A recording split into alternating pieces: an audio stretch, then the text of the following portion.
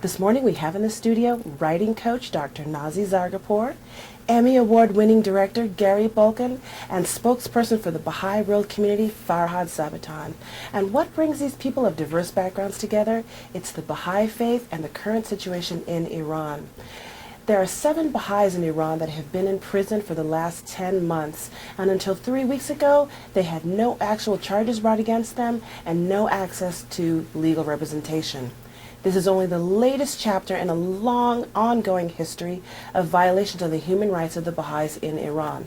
This sort of treatment, and much, much worse, literally dates back to 1844, when this movement was heralded by a young man in his mid-20s who had the simple message that a new religion for this age is coming, and that under this new religion, peace and unity would be in the world. And just for saying that, the Iranian government had him publicly shot to death by a firing squad of 750 rifles. So, let's start at the beginning. What is the Baha'i faith? What are the Baha'is doing? Why is the Iranian government against the Baha'is? And what can we do about it? That's the topic of this morning's show. Ladies and gentlemen, will you please rise and pay attention? Sitting down at the microphone, Nietzsche's radio show.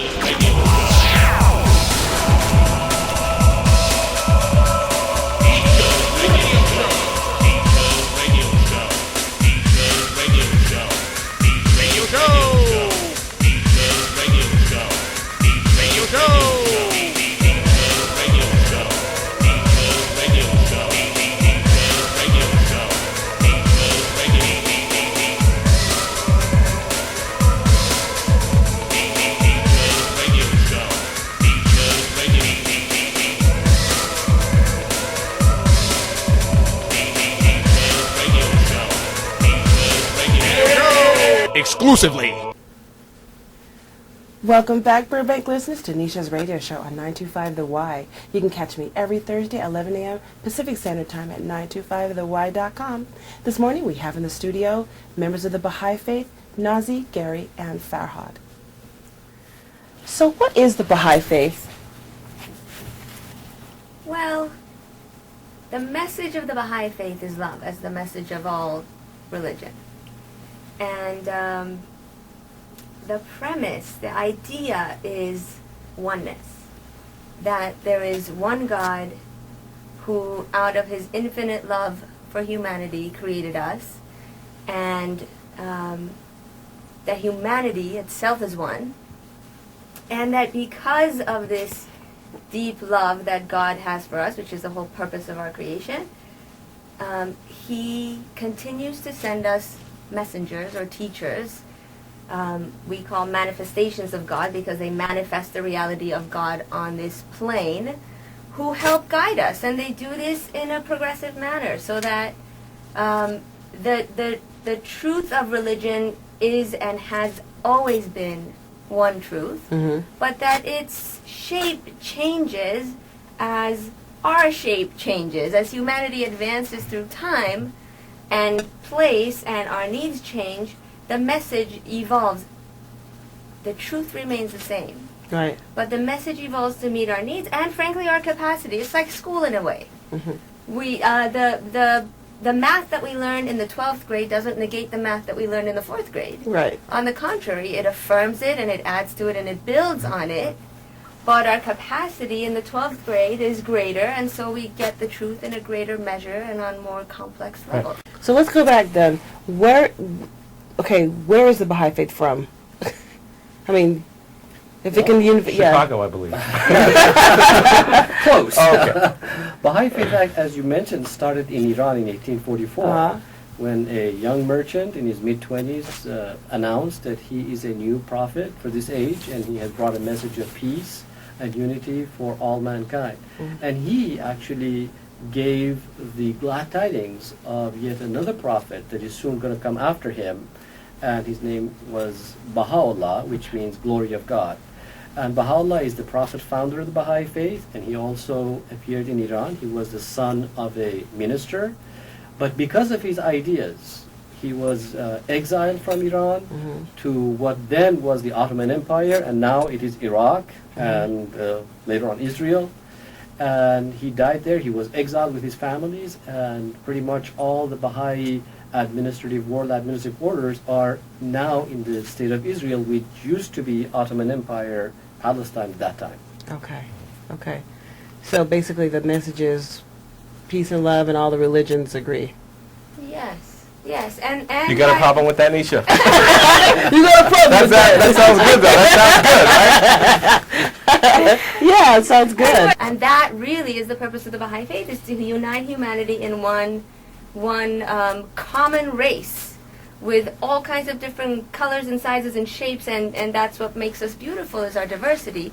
But that if we come to an understanding of our inherent oneness as really as emanations of the Spirit of God, and that if we learn to identify ourselves on this spiritual level, that we are souls born of God, in the image of God, who have a human body for a limited time on this planet, that it's on that level of identity that we can all unite. Well, thanks for mentioning this identity.